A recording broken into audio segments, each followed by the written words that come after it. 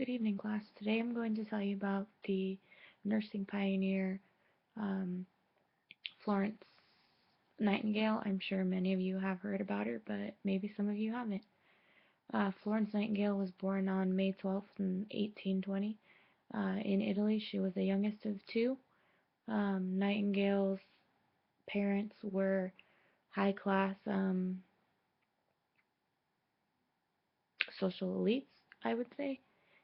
Despite her mother's interest in being the um, center of attention at parties, Nightingale was very, very awkward. She didn't like being around people. She didn't have very many close people that she had met. Um, she didn't want to draw attention to her unless it was completely necessary.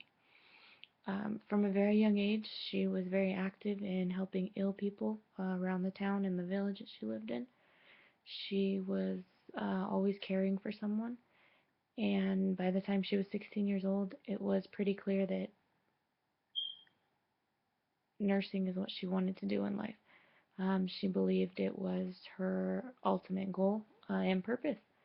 When she approached her parents about this and told them that this was her ambition to become a nurse, they were not pleased. In fact, they told her that she was not allowed to become a nurse, that she needed to do something else. During this era, a young lady of her high class was to marry a man who had money, not to get a job and not to work.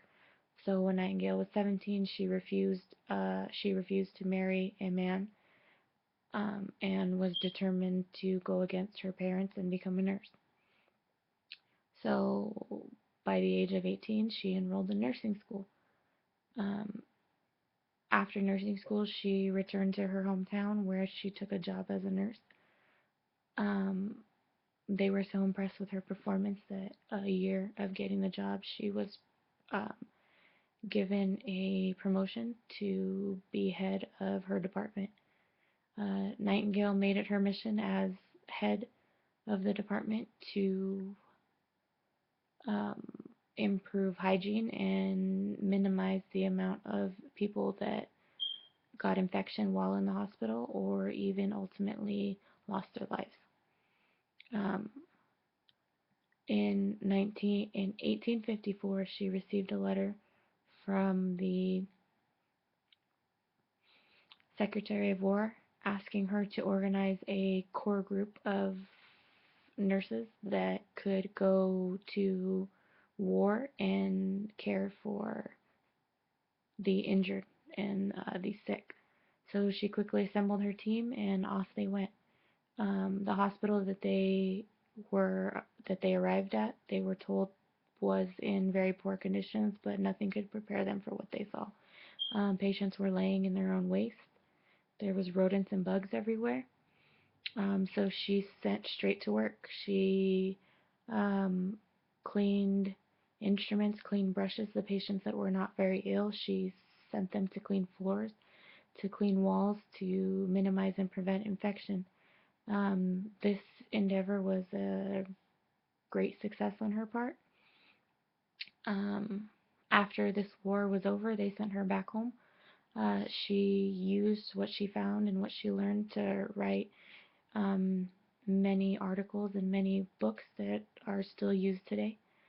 Um, in 1910, she became ill and she had seemed to recover.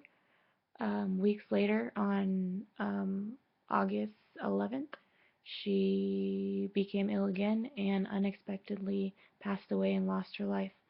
The Florence Nightingale Museum is still open today, um, commemorating her life and career. To this day, Florence Nightingale is broadly acknowledged and revered as the pioneer of modern nursing and healthcare.